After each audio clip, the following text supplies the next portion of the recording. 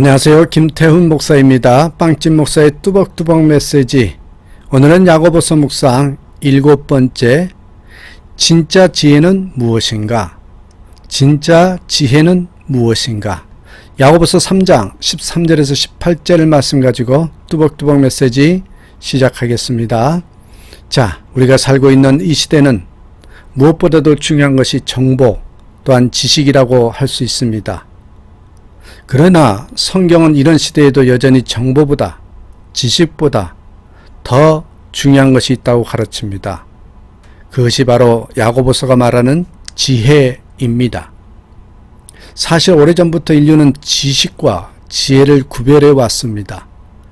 그래서 일찍 철학자 중에 소크라테스는 지혜는 지식을 적절하고 바르게 사용할 줄 아는 것이라 이렇게 가르쳤습니다. 우리 시대의 문제는 지식의 양은 엄청나게 증가하지만 이 문제를 해결하는 지혜 혹은 올바른 것과 틀린 것을 분별하는 지혜는 오히려 감소하고 있다는 것입니다. 애플베리가 정다라는 정보에 의하면 인류에 의해 소유된 지식의 총계는 1900년부터 1950년 그 사이에 배로 증가되었고 그 후 10년마다 2배씩 증가하다가 2020년이 되면 매 73일마다 지식의 양이 배로 증가될 것이라고 합니다. 여러분 2020년 벌써 지났잖아요. 그렇게 지식의 양이 증가되는 그런 시대에 살고 있습니다. 이런 지식의 폭발적인 증가에도 불구하고 인류는 행복하지 못하다. 이게 바로 지식의 함정인 것이죠. 왜냐면요, 성경에 의하면 지식은 많아지지만 참된 지혜가 증가하지 못하기 때문이다. 성경은 그렇게 답하고 있습니다. 그 이유를. 그런데 오늘 본문에도 지혜는 두 가지 유형이 있다고 합니다. 구원의 길과 멸망의 길이 존재하고 좁은 문과 넓은 문이 존재하고 양과 염소가 존재하듯이 거짓 선지자와 참 선지자가 존재하듯 가짜 지혜와 진짜 지혜가 다르다는 것입니다. 자, 그렇다면 여러분 이제 본격적인 본론으로 들어가서 성경이 가르치는 진짜 지혜는 무엇일까요? 성경이 가르치는 진짜 지혜 한번 세 가지로 요약해 봅니다. 오늘 본문에 나와 있는데 첫 번째입니다. 위로부터 오는 지혜입니다. 오늘 본문은 17절은 위로부터 난 지혜의 특성을 열거합니다. 자, 오직 위로부터 난 지혜는 첫째 성결하고 다음에는 화평하고 관용하고 양순하며 긍휼과 선한 열매가 가득하고 편견과 거짓이 없나니. 여러분 위로부터 난 지혜, 이게 바로 그 특성을 이야기하는데 그 반대도 있습니다. 그 반대가 뭐래요? 14절이 그것들을 보여줘요. 14절에 그러나 너희 마음속에 독한 시기와 다툼이 있으며 자랑하지 말라. 진리를 거슬러 거짓말하지 말라. 또 15절은 이런 행동의 배후에 도사린 지혜의 정체를 밝혀요. 15절. 이러한 지혜는 위로부터 내려온 것이 아니요 땅 위의 것이요 정욕의 것이요 귀신의 것이니. 땅, 정욕, 귀신. 다시 말하면 위로부터 나지 않는 지혜는 땅, 세상에 속한 지혜이고 정욕, 육체에 뿌리박은 지혜고 마귀적 지혜라는 것입니다. 성경은 하나님을 대적하는 세 가지 세력으로서 요 세상, 육체, 마귀를 들고 있는데 위로부터 나지 아니하는 모든 지혜의 근원은 세상이든가 내 속에 자리 잡은 정욕이든가 아니면 마귀라는 것입니다. 그러므로 위로부터 난 지혜를 얻는 비결은 무엇일까요? 그러므로 우리가 알아야 될 게 위로부터 난 지혜를 얻는 비결이 무엇이냐는 겁니다. 지식은 책이나 인터넷으로 얻을 수 있지만 여러분 참된 지혜는요 하나님으로부터만 얻을 수 있는 것입니다. 야고보는 이미 그 지혜를 얻는 방편을 야고보서 1장 5절에서 가르친 바 있어요. 너희 중에 누구든지 지혜가 부족하거든 모든 사람에게 후히 주시고 꾸짖지 아니하시는 누구? 하나님께 구하라. 그리하면 주시리라. 지혜를 누구한테 구하래요? 하나님께 구하라. 그러면 주시리라. 솔로몬이 그 지혜를 구해서 얻지 않았습니까? 기도가 지혜의 통로가 되는 것입니다. 돌이켜보면 부족하지만 제가 나름 지금까지 목회자로서 섬길 수 있었던 그 모든 것 중에 하나는 뭐냐면 이 기도를 통해서 하나님의 말씀의 묵상을 통해서 얻어진 지혜의 결론이라는 것입니다. 반면에 후회스러운 모든 것은 때로는 기도 없이 충동적으로 벌린 일들이었습니다.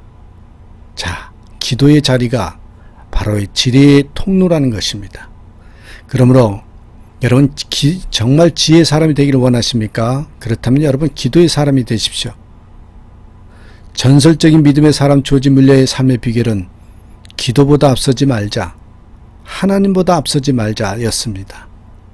그래서 저는 이렇게 첫 번째 결론을 내리고 싶습니다. 기도의 사람이 되자.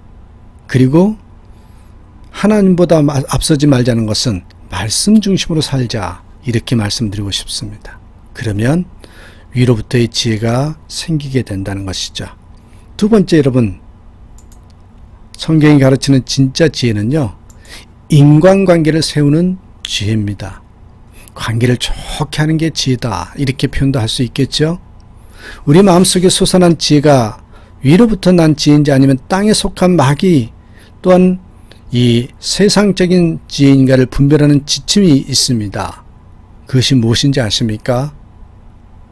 그 지혜를 사용했더니 그 결과 이웃들이 함께 하나가 되었는지 아니면 이렇게 분열이 되었는지 그것만 보시면 됩니다. 다시 말하면 인간관계가 좋아졌는지 아니면 인간관계가 깨졌는지 그것을 보시면 여러분 진짜인지 가짜인지 분별할 수 있다는 것입니다. 15절에 나타나는 귀신의 원어, 이 다이몬, 영들이라는 뜻으로 마귀의 지배를 받은 영들입니다.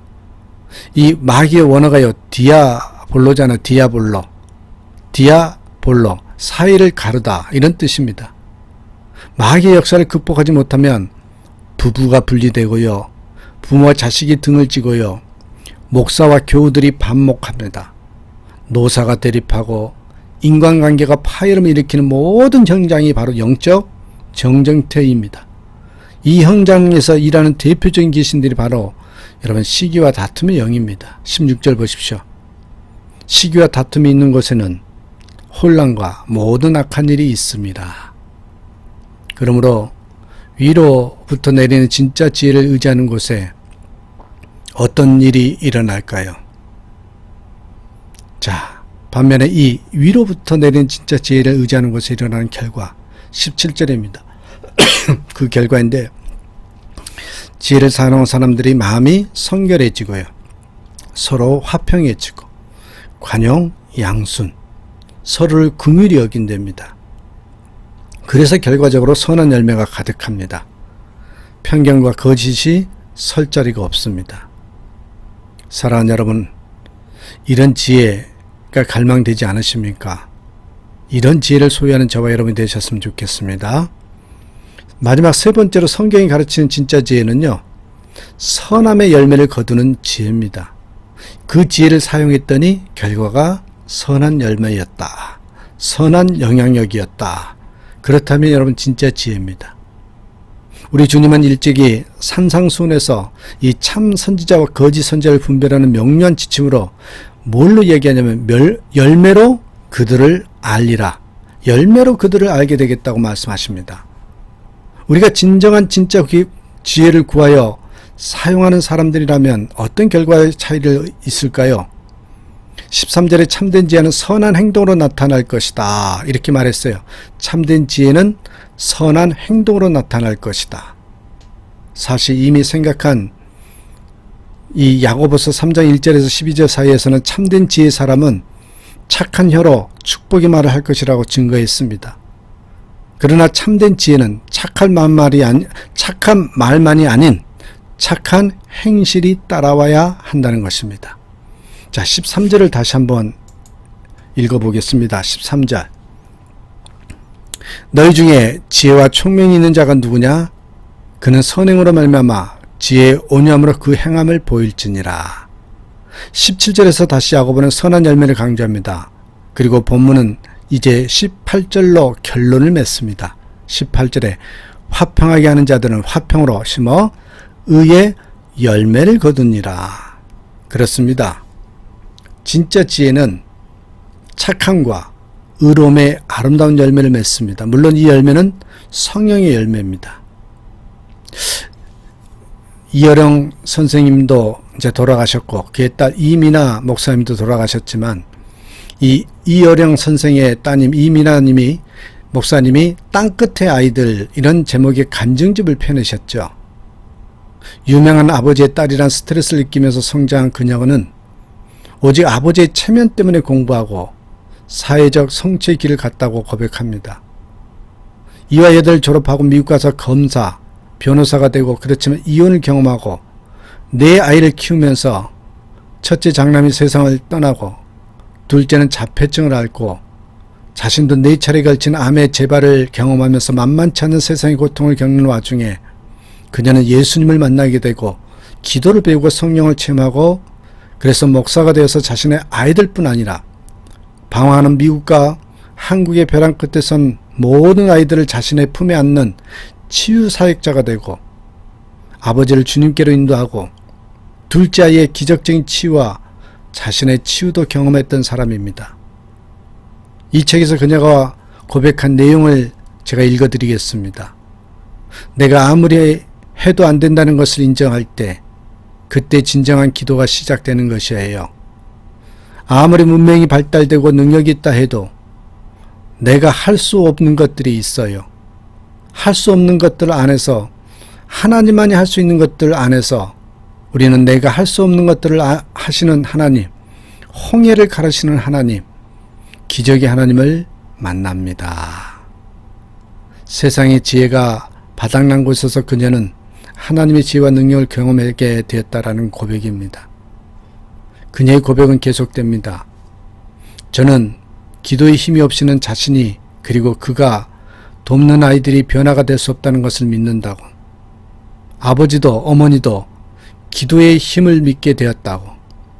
너무나 불가능한 상황까지 갔었을 때 모든 것이 순식간에 되는 것이 저희들이 함께 기도하기 시작할 때 이루어졌다고.